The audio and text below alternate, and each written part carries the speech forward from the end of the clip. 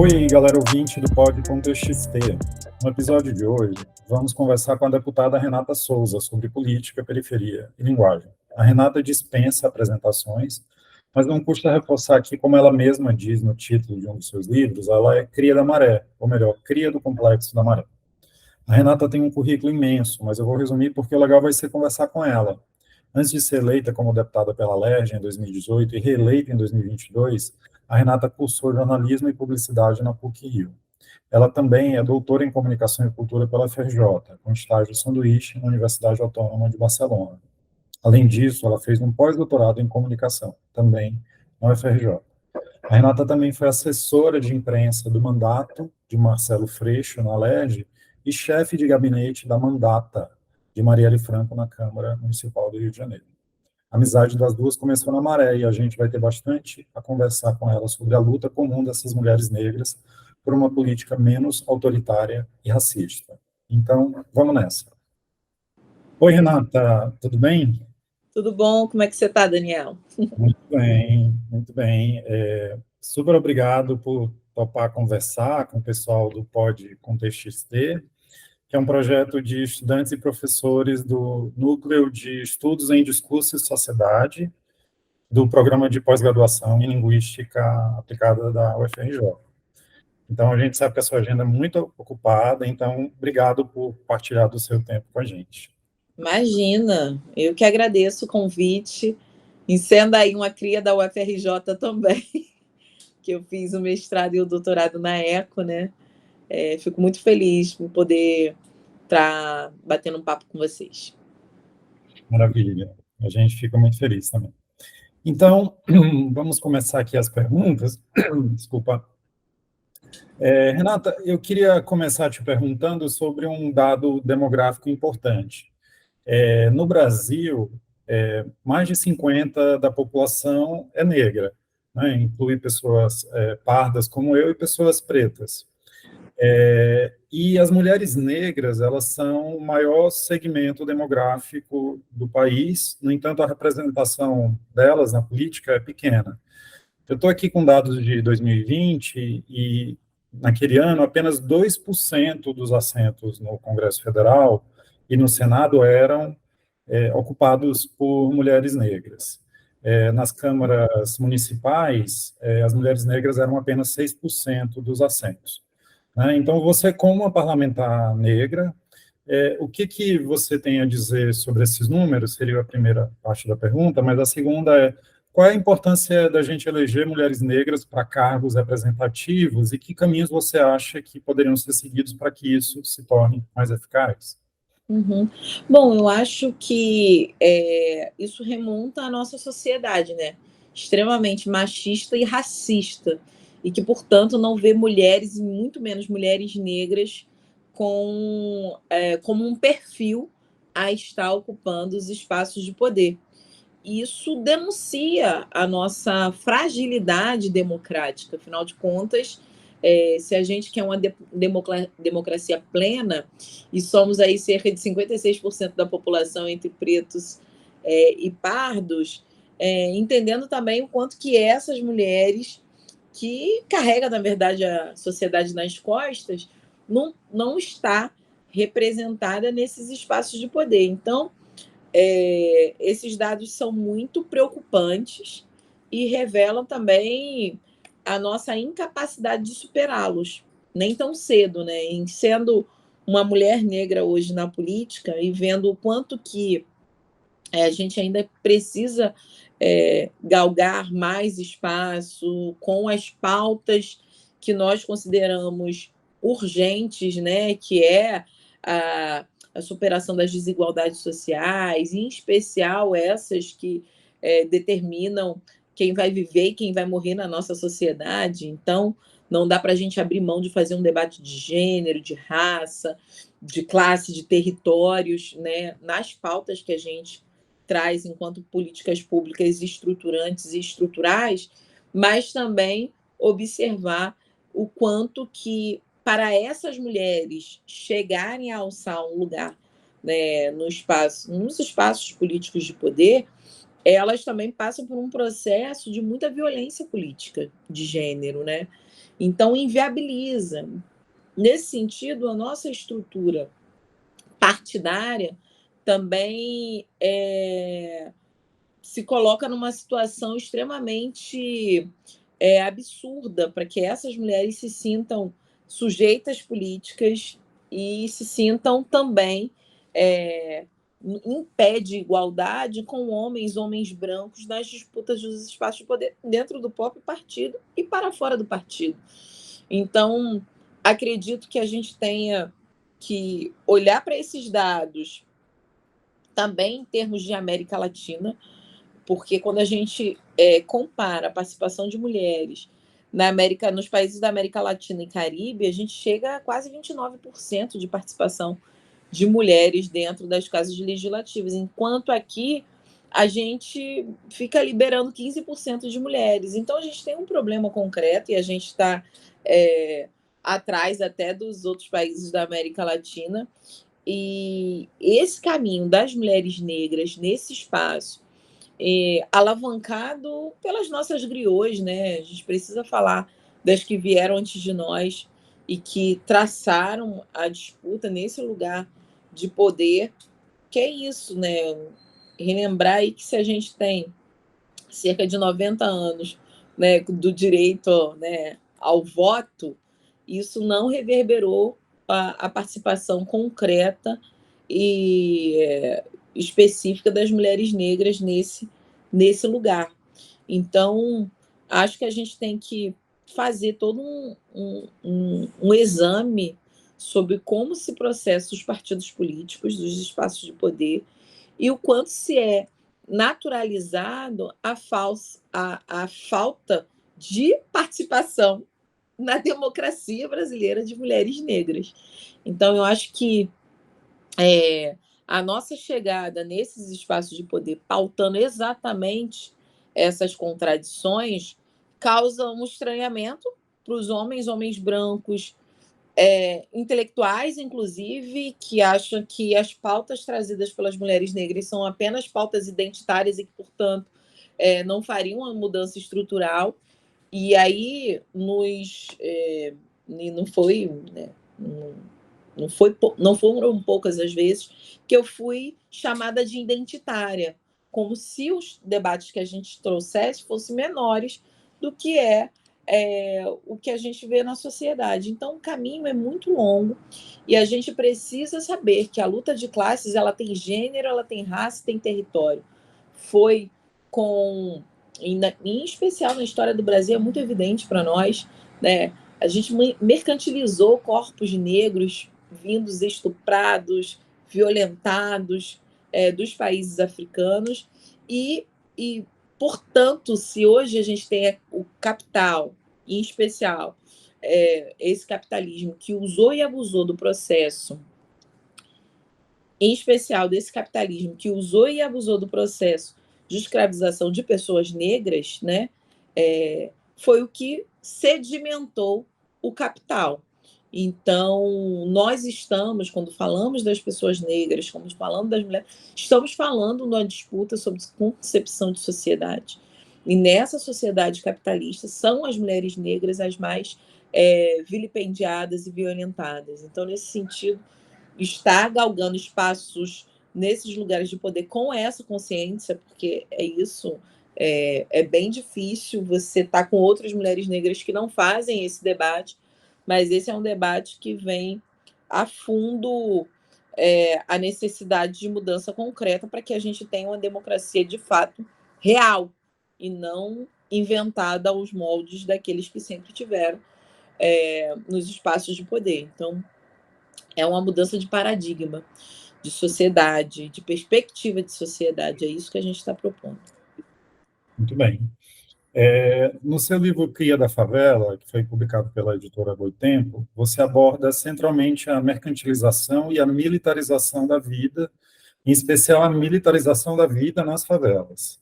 Seu livro faz um balanço muito interessante sobre políticas públicas de segurança no Rio, ao longo das últimas décadas, né? Tem bastante detalhe lá e eu recomendo que as pessoas leiam para ter uma visão geral de políticas de segurança que vão desde a era Garotinho até as UPPs.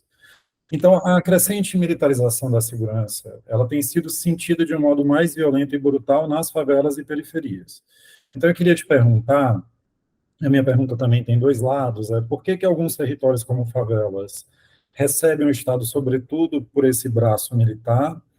E o segundo lado como parlamentar, eu queria também te perguntar como é que a política institucional poderia mudar a chave de uma política de insegurança para uma política de esperança para as periferias. Uhum. Bom, a militarização da vida e a militarização do cotidiano das pessoas que vivem nas favelas e periferias partem do pressuposto que essa é a classe perigosa, que tem que ser controlada, que tem que ser vigiada constantemente, tem que ser desumanizada.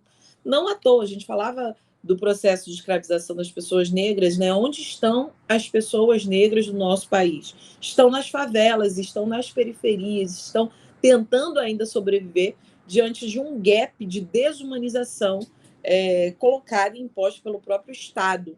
Então, nesse sentido, quando a gente vê o Estado girando o seu braço armado para dentro das favelas e periferias com prioridade, hoje, só para a gente ter uma ideia do que isso significa, é a gente ter mais orçamento para a política pública de segurança do que para a educação e saúde.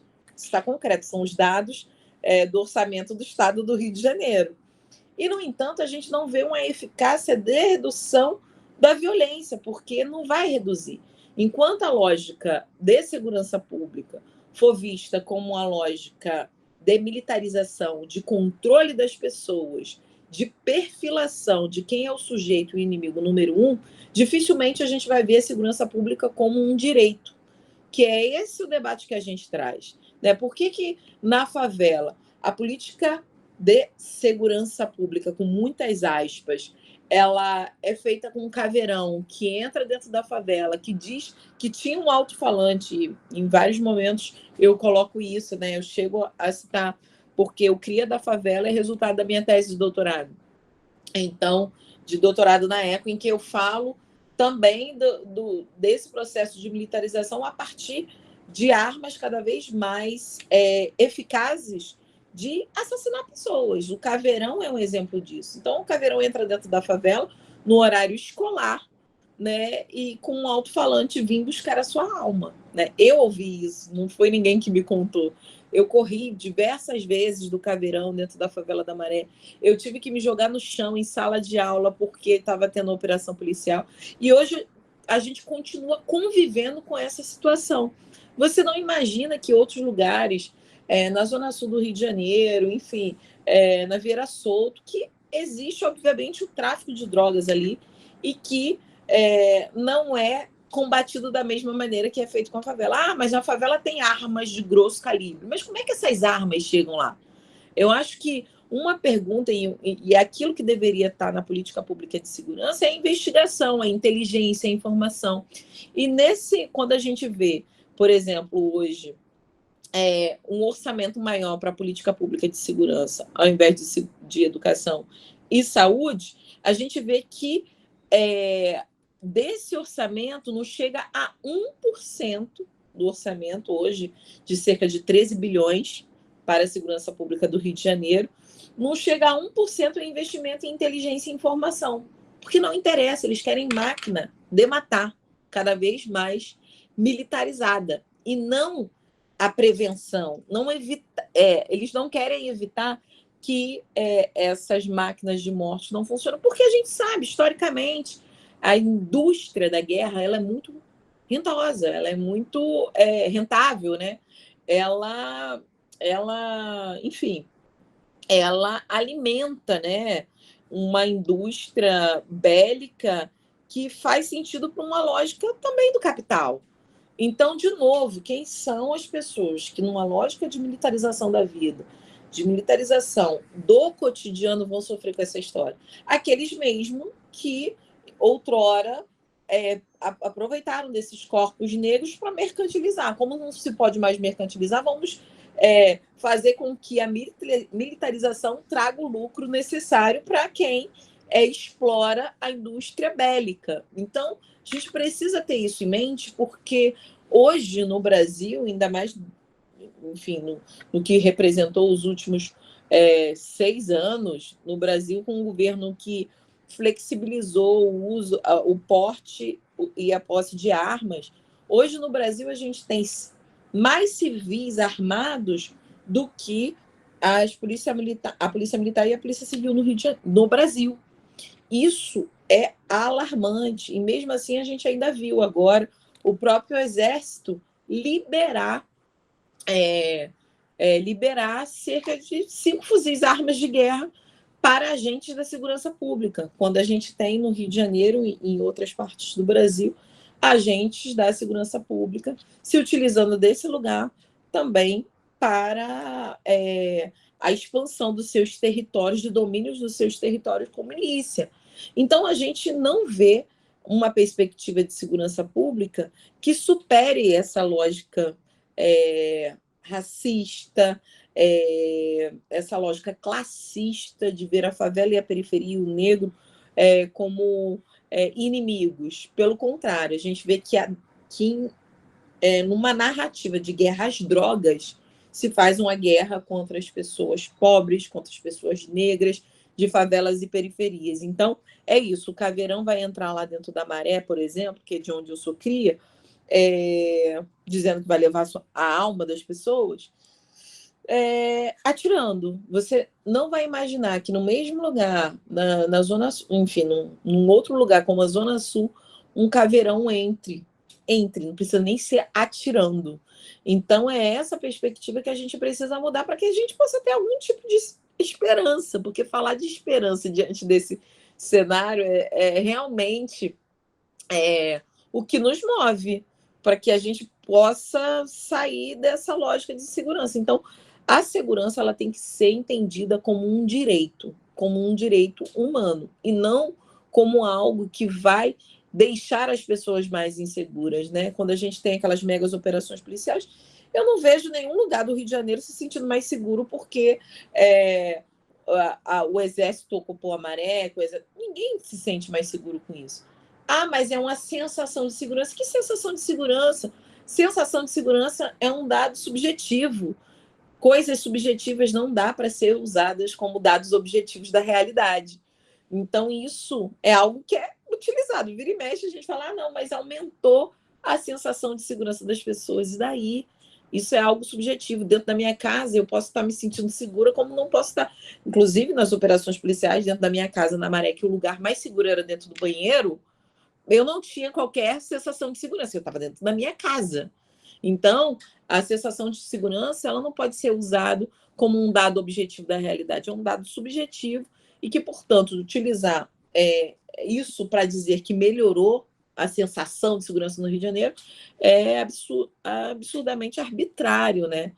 Então, nesse sentido, ter esperança, ocupando esses espaços de poder, denunciando e podendo verbalizar essa narrativa de quem viveu e de quem vive essa situação completamente absurda de militarização da vida e militarização do cotidiano dentro das favelas e periferias, mas também utilizar dessa voz, desse conhecimento, dessa experiência, para que a gente possa pensar projetos de lei que superem essa lógica de guerra contra os pobres, guerra contra os negros. Tem muito trabalho a ser feito, né? Não dá para a gente achar que são com as leis que a gente vai mudar mentalidades, afinal de contas, a nossa carta máxima, que é a Constituição brasileira, se ela fosse respeitada, a gente sequer estaria discutindo isso, porque a gente tem lá o direito a acesso à moradia digna, acesso à saúde, todos os direitos estão previstos ali, né? A nossa carta máxima, em que todas as leis devem se guiar a partir dali. Se isso já fosse respeitado, a gente não precisaria fazer mais nenhuma lei.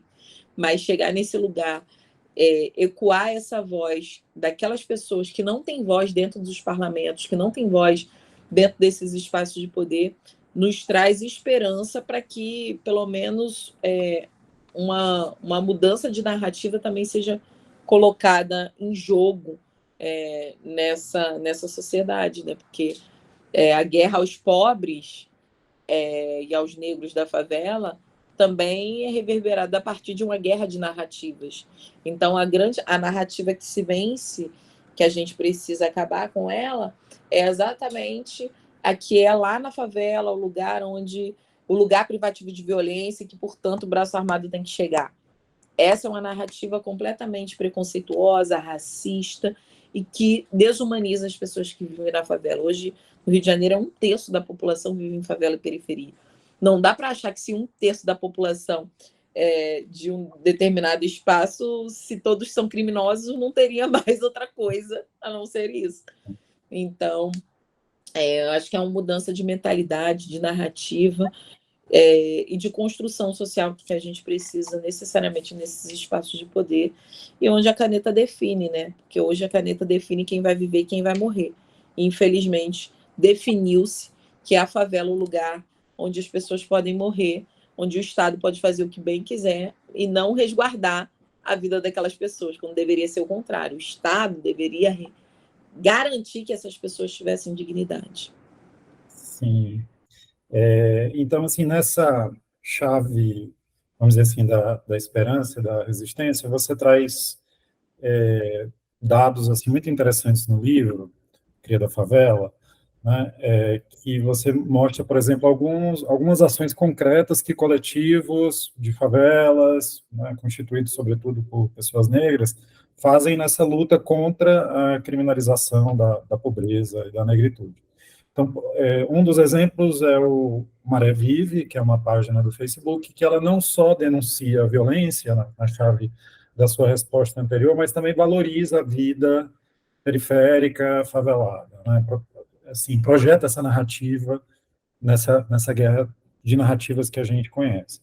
E você fala também do Nós por Nós, que foi um aplicativo criado em 2016 por jovens periféricos e que, na época, funcionava como um canal de denúncia de violência policial e outras violações de direitos humanos, e ele foi além você mostra lá que ele foi além do Rio de Janeiro. Então, são ações concretas da juventude negra e periférica para resistir a um Estado violento. Então, eu queria te pedir inicialmente para falar um pouco mais dessas ações que você pesquisou na tese, que está no livro, mas eu queria também perguntar, assim, como você, Renata, deputada, entende como é que a política institucional poderia aprender com essas ações dessa juventude que está aí resistindo a esse estado de coisas? Bom, é isso, né? É uma disputa de narrativa e de discursos sociais, né? Então, tanto o Maré Vive, que é uma página no Instagram, no Twitter, enfim, era Facebook na época que eu falava, demonstraram uma narrativa que vem de dentro, que é a narrativa que não é ecoada, que não é ouvida diante de ações policiais. O Maré Vive, exatamente, o Maré Vive, ele é lançado exatamente quando os discursos sociais... O Maré Vive, deixa eu botar aqui porque está descarregando. O Maré Vive, ele é lançado exatamente quando os discursos sociais, diante da ocupação militar da Maré para dar segurança às pessoas por conta da Copa do Mundo e das Olimpíadas, e a gente vai ver isso acontecendo em outros países também. Todo momento de grande repercussão internacional, e esses mega eventos, né, digamos assim, são de grande repercussão internacional, se cria toda essa lógica de militarização desses espaços empobrecidos. Então, não foi diferente na Copa da Olimpíada, e o Maré Vive, ele nasce com esse intuito de fazer uma narrativa a partir dos moradores da Maré diante do que era a intervenção das Forças Armadas na favela da Maré. E ali a gente tinha Forças Armadas, que era bizarra, né? Quando a gente viu a ocupação das forças militares da Maré, a gente chegou a ter, a cada 55 moradores, um militar. E a gente nunca teve na Maré, a cada 55 moradores, um médico. A cada 55 moradores, um professor, né, um psicólogo. Não, mas a gente já teve, a cada 55 moradores, um militar das Forças Armadas. Isso demonstra o quanto que o Estado nega a possibilidade de sobrevivência daquelas pessoas. Então, Maré Viva, ele disputa a narrativa que estava sendo colocada de que a Maré era o... continua, né, porque essa narrativa ainda... Mas, no momento de mega eventos, era o lugar mais perigoso do Rio de Janeiro, que, portanto, as Forças Armadas deveriam ocupar, e começa a narrar a realidade das pessoas a partir dali. Porque ali, essas pessoas, né, estavam sob o regime de GLO. O que é o GLO? É a garantia da lei e da ordem. Isso é algo do momento mais pesado da ditadura militar. E a Maré, em plena democracia, estava sob a GLO. Então, como aqueles e aquelas que reivindicam a democracia plena pode achar natural que um estado de sítio de GLO seja imposto a uma população? Né? Que democracia é essa? Que não chegou para todo mundo. Então, trazer essa narrativa ela é importante. Então, as experiências de comunicação comunitária, de comunicação territorializada, né? Ela traz uma perspectiva muito importante do que são aquelas pessoas vivendo naquelas condições. A gente precisa lembrar que lá na época da guerra do Iraque, foi a Al Jazeera, né, TV Al Jazeera, que deu, porque a gente só via aqueles shows pirotécnicos, né, nas imagens, aquelas imagens com muitas luzes, negócio explodindo, mas a gente não sabia o que estava acontecendo lá. Foi uma TV comunitária, uma comunicação comunitária lá, Al Jazeera, que conseguiu mostrar o que de fato, mostrar para o mundo, né, o que de fato estava ocorrendo naquela guerra. Então, é um pouco disso que o Maré Vive fez na Maré, e o aplicativo Nós por Nós, ele traz essa perspectiva de fazer a denúncia também diretamente para os órgãos. Então, ele ultrapassa, na verdade, o Nós por Nós, ele avança também na possibilidade de produção de provas com relação às arbitrariedades. Então, desde vídeos poderiam ser enviados no aplicativo, e foi para outros lugares também, foi para outros estados. E por isso e essas são iniciativas de jovens negros de favelas e periferias que queriam ser ouvidos, que queriam ser vistos, que queriam que as suas angústias também fossem colocadas em algum lugar, em alguma plataforma. E o Nós por Nós, ele trouxe muito essa perspectiva de, olha, somos nós que estamos falando por nós das arbitrariedades que nós estamos sofrendo pelo braço armado do Estado.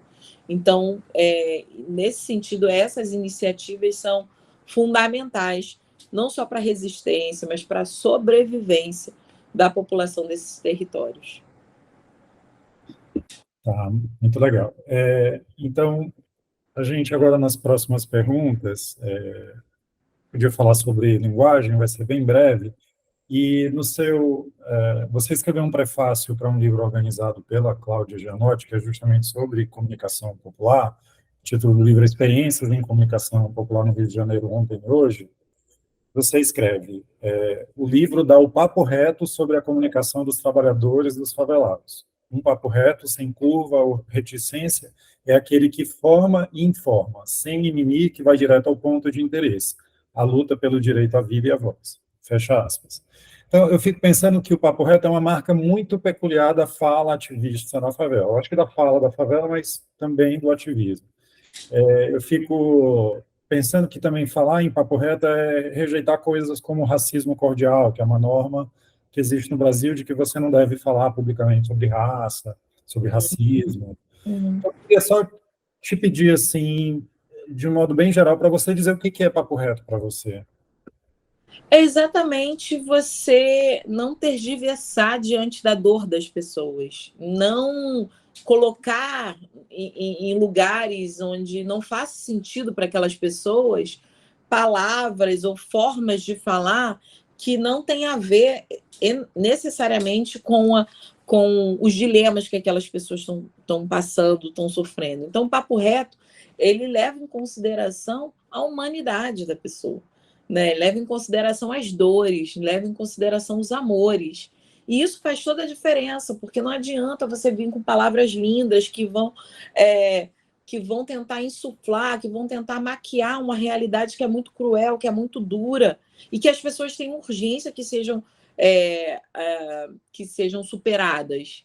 Então, o Papo Reto é muito nessa direção de você ser franco, né, sem perder a ternura, mas entendendo que existem urgências, que existem necessidades que não devem ser de maneira nenhuma mediadas ou negociadas. Elas precisam ser colocadas no campo da efetividade, da assertividade. Eu acho que o Papo Reto ele traz muito esse elemento, porque a favela está cansada de papinho torto, está cansada de as pessoas virem idealizar a favela, romantizar aquele espaço. Porque é óbvio que quando a gente fala que tem orgulho da favela, a gente tem orgulho da sobrevivência daquelas pessoas que vivem em condições subhumanas. É disso que se trata. Então, o orgulho é por superar coisas que as pessoas não imaginam que essas pessoas que estejam numa situação de favela e periferia, que se estejam em situações subhumanas passam. Então, é uma reafirmação de um reconhecimento de uma superação, longe de uma romantização, longe de uma lógica em que se vai tentar mascarar uma realidade. Pelo contrário, o Papo Reto ele vai falar da realidade, vai falar como superar aquela situação limite e sem tergiversar. Eu acho que é por aí. Muito bem. Então, ainda nessa linha do Papo Reto, e já entrando agora no último bloco da nossa conversa, queria que a gente falasse um pouco sobre linguagem e Marielle Franco, né? Então, na segunda edição do Cria da Favela, que foi a que eu li, você acrescenta o conceito de feminicídio político. Eu acho que não estava na tese, né? Eu acho que é algo que vem depois, né, do que aconteceu, que você define como um crime que acontece por conta da condição de gênero da vítima. Né? Então, você entende o assassinato da Marielle nesses termos. Né? Então, nessa nota inicial do livro, por exemplo, você diz que, dado o projeto de silenciamento de minorias no Brasil, a Marielle se transformou nesse corpo matável. Né? Eu cito aqui um trecho do livro, né? Você diz, abro aspas, fica evidente que ao erguer a voz, que é uma expressão de Bell Hooks, que simboliza a nossa transição de objetos para sujeitas políticas, Marielle Franco desafiou o poder dos homens brancos ligados às máfias milicianas brasileiras, fecha aspas. Então, você está trazendo aqui esse jeito de falar da Marielle, esse papo reto, né, essa ação verbal, como um dos principais elementos de incômodo dessa elite branca que está aí, né, que inclusive teve uma família ligada às milícias no executivo, que está em casas do legislativo. Então, eu queria só que você falasse um pouco mais dessa fala desafiadora da Marielle na política e como ela desafiou isso que está há tanto tempo influenciando a política no Brasil. Bom, o feminicídio político foi um conceito que eu desenvolvi a partir do assassinato da Marielle. É importante dizer que é quase um conceito redundante, porque feminicídio em si eu já considero algo político, numa sociedade onde as mulheres são submetidas, onde essas mulheres não estão nos espaços de poder concretamente, como a gente começou a falar. Então, é algo que é politicamente construído também, né? Numa sociedade patriarcal, o feminicídio, a violência contra a mulher. Mas essa mulher que está engajada em lutas políticas, e, portanto, quando eu uso o feminicídio político, eu não estou falando somente das mulheres que são parlamentares, eu também estou falando das mulheres lideranças nas lutas de superação das desigualdades sociais, eu estou falando das mulheres como irmã Dorothy Stang, que lutou pela terra, enfim, no Pará e que foi assassinada. Eu estou falando, por exemplo, da irmã, da mãe Bernadette, que foi a mãe de santo quilombola, que foi assassinada na luta, foi assassinada em Salvador, diante da luta pelo reconhecimento das terras quilombolas na Bahia. Então, isso a morte dessas mulheres, o assassinato dessas mulheres que tentam mudar a correlação de forças, que tentam superar as desigualdades, demonstra o quanto que ela é aceitável também. Né? O assassinato dessas mulheres é aceitável e não é questionado. Então, quando eu crio o conceito de feminicídio político, foi para dar nome, denominar, caracterizar, classificar o que acontece com as mulheres na linha de frente de mudanças radicais e concretas na nossa sociedade. Incluir isso, e com isso eu incluí até na minha percepção o assassinato da própria juíza Patrícia Scioli, que foi uma das juízas que mais prendeu milicianos em São Gonçalo. E enquanto ela uma ação muito proativa diante de grupos criminosos que submetiam também espaços dentro dos territórios, ela se tornou alvo de próprios agentes da segurança pública. E aí eu faço muito essa comparação, né? Marielle foi assassinada por agentes da segurança pública, né? Ela foi assassinada com armas que eram de agentes da segurança pública, assim como a Patrícia Scioli foi. Ela foi assassinada com a munição que foi desviada da Polícia Federal. E foi utilizada no assassinato da Marielle, assim como as munições utilizadas no assassinato da Patrícia Scioli. Então, esse é o feminicídio político que as pessoas não querem tratar como tal, né?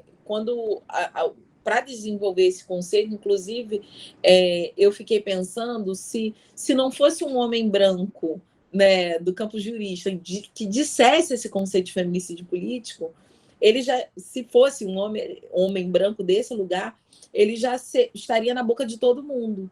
Mas como foi uma mulher negra que passa por um processo de construção também intelectual, que é pelo qual eu passo e me considero, afinal de contas, fazer um mestrado, um doutorado e um pós-doc.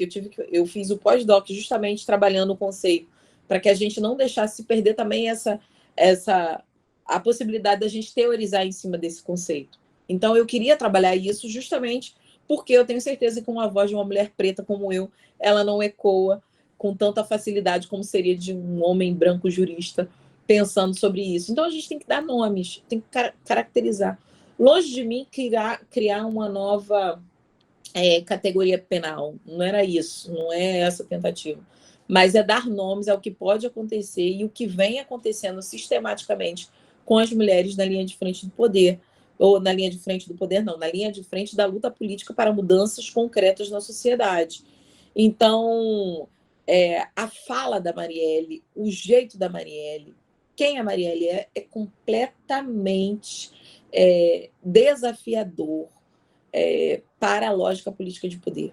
Você imagina uma mulher preta da favela, lésbica, ocupando uma Câmara dos Vereadores, naquele momento, inclusive, de exaltação de uma lógica extremamente machista, misógina, lesbofóbica, ocupando ali com o seu corpo, com a sua história, com a sua família, e dizendo que não, que a política teria que ser tratada também para esses corpos não reconhecidos nessa sociedade misógina, machista e racista, né? Então, a Marielle não recebeu uma ameaça concretamente contra ela, né? Assim,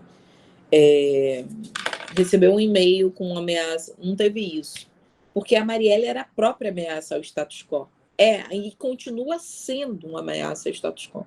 Não à toa, não tenho dúvida, né? A gente vai fazer agora 6 anos, né, do assassinato de Marielle e Anderson, e a gente ainda não sabe quem mandou matar a Marielle, ou quais foram os mandantes do assassinato da Marielle. Isso diz muito, não só sobre a fragilidade da nossa democracia, mas o quanto o assassinato da Marielle também representa a política extremamente ligada a grupos criminosos. É isso que representa. E grupos não só criminosos, mas grupos extremamente poderosos. Porque você ter só no Rio de Janeiro a mudança de 5 delegados, né, de 5 inspetores responsáveis diretamente pelo caso, isso é muito simbólico. É muito simbólico a equipe que eram de mulheres, especialmente de mulheres, no Ministério Público ter sido diluída, que era a equipe que fazia a investigação no Ministério Público, a investigação externa, né, da polícia. Então, é muito simbólico que se trata de um feminicídio político que desafia a nossa democracia e que, portanto, a gente precisa nomear adequadamente, que a gente precisa avaliar o quanto que isso depõe contra a nossa democracia, que não chegou para todo mundo, que não chegou para todas as pessoas, mas o quanto também Marielle Franco significa uma pedra no sapato desses homens brancos, endinheirados, que sempre estiveram na linha de frente dos espaços de poder com a caneta na mão. Então, eu acho que é disso que se trata. Por isso que não sabemos ainda hoje quem mandou matar a Marielle. Sim, eu sei que a gente está com um tempo bem corrido, então eu vou condensar aqui as últimas perguntas.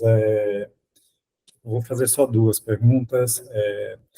Bom, a gente sabe, né, público também, que vocês você e Marielle são crias da Maré, né, e vocês se conhecem de muito tempo atrás, né, desde da juventude lá no Sim Popular e tudo mais. Então tinha e você foi assessora parlamentar, enfim, então tinha um afeto também, uma ligação afetiva e política entre vocês duas.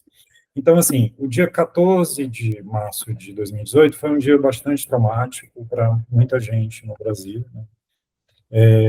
Então, eu queria te perguntar, assim, o que você sentiu naquela noite, mas, sobretudo, como você transformou o que você sentiu em outra coisa?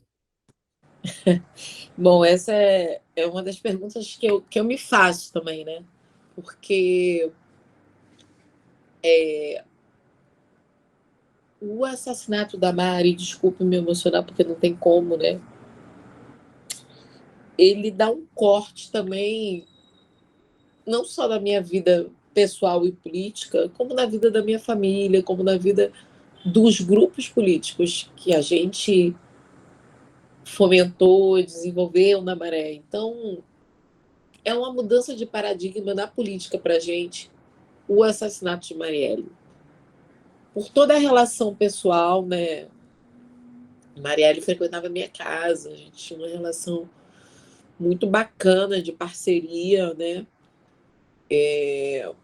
Mas o quanto que outros lugares também outros lugares e outras perspectivas chegaram para a gente em termos de urgência, né?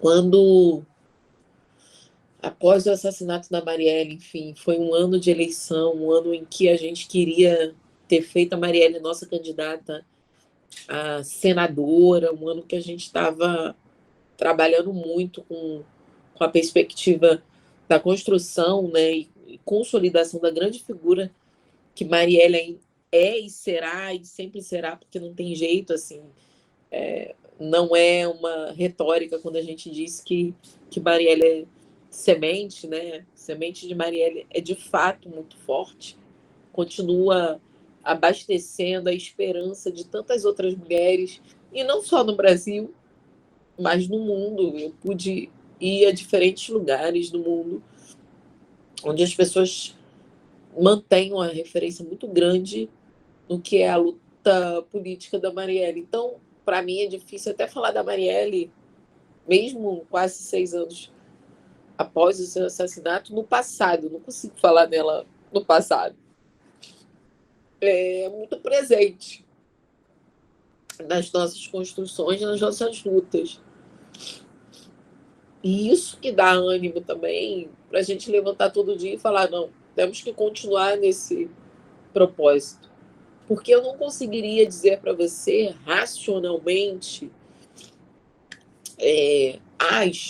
entrei para política, porque eu já trabalhava com política, né? Eu trabalhava com a Marielle, trabalhamos durante 10 anos no mandato do Freixo, depois coordenei a campanha da Marielle e fui chefe de gabinete da Marielle. Então, na política, eu já estava mais nos bastidores.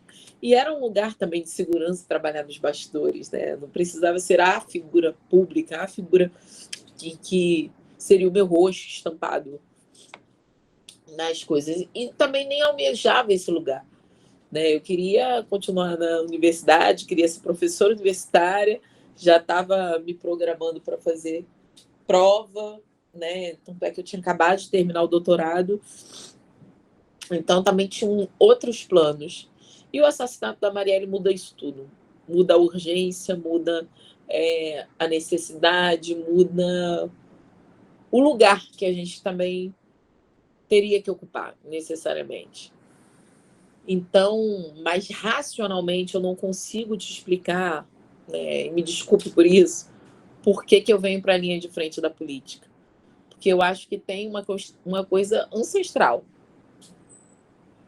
A Marielle é o nosso ancestral.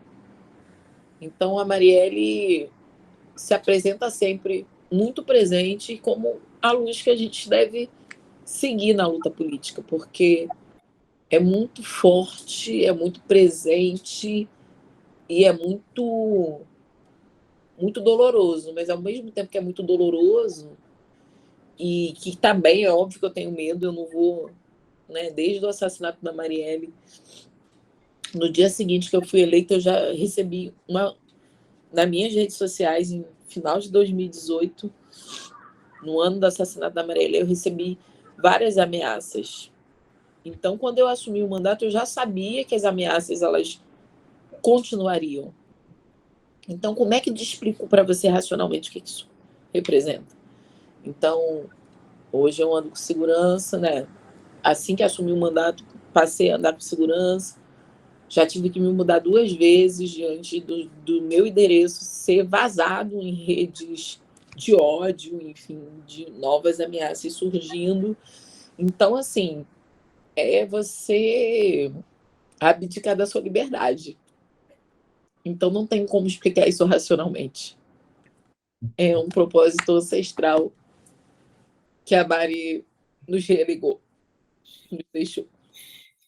Sim, Renata, bom, eu me emociono também aqui, é difícil falar, né, sobre esses afetos, mas eu acho que você trouxe coisas muito importantes que ela está presente, né? Eu acho que não é à toa que é a Marielle presente, você fala das sementes também, eu acho que essas sementes estão aí, né, e, enfim, a universidade talvez perdeu uma professora, mas a sociedade ganhou uma parlamentar, enfim, que está fazendo, né,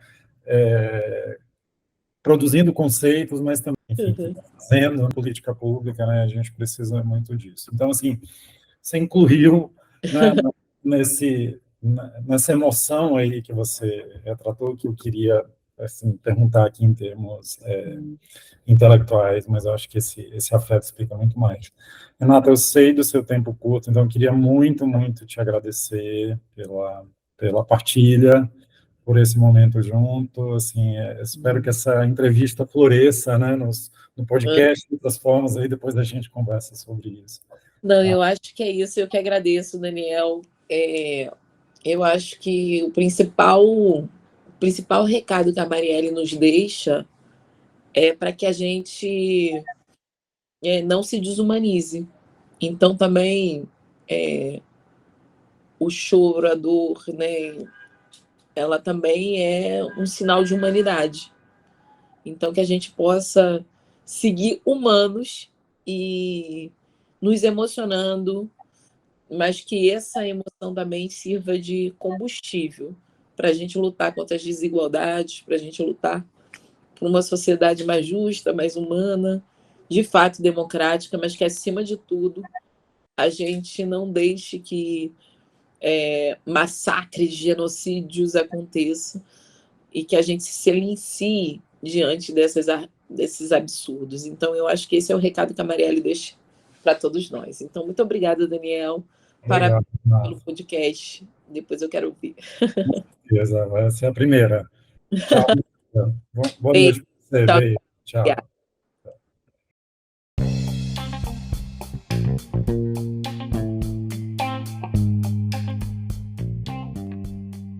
Então, pessoal, esse foi o nosso episódio do nosso podcast. Não se esqueça de acompanhar as nossas redes sociais, @contextostufrj no Instagram e no Twitter. Acesse também o nosso site caso fique interessado em ler ou produzir textos para este projeto. Aceitamos em vários formatos. Vale a pena conferir. O endereço é contextst.letras.ufrj.br. Até o próximo!